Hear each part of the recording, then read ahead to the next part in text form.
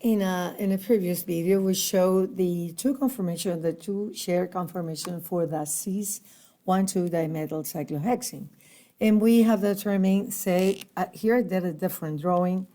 Here we have flat, so I'm showing that the two metal groups are pointing up, let's say up, up.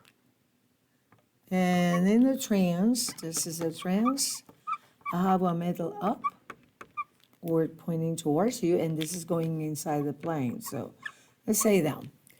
And for that, in the case of the cis, we say, okay, up, up, one metal, they are 1, 2.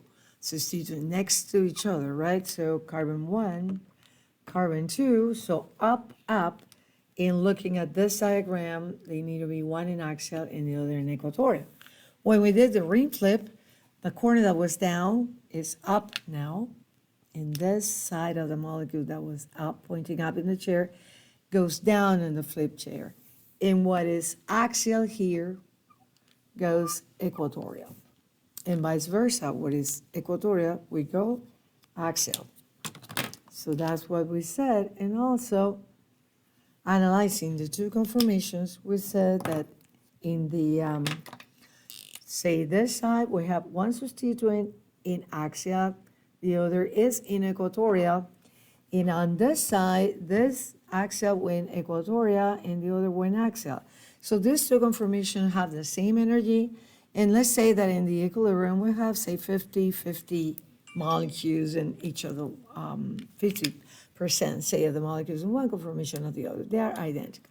Now let's do the analysis for the trans. Again, we're going to draw the chairs, paying attention to the relative position of the metal group substituents. This time, one is pointing up, one is pointing down. So this is what I'm drawing next. One chair here.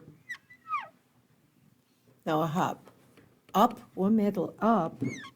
This is this one here. And now the next metal is down. So let's look at our model here. Notice that to be in the carbon number 2, to be down, it needs to be axial, which is this line here. So this is one conformation. And now doing the flip. Now this corner will go up. And here where the metal is will go down. What was axial will go equatorial. And what is axial here will also go equatorial. So now next step is analyzing what is the energy, relative energy of the two conformations. Remember that when we have substituent in axial, it has 1,3 diaxial interactions. And that increases the energy of that conformation. Same here with the hydrogens below. So a lot of that.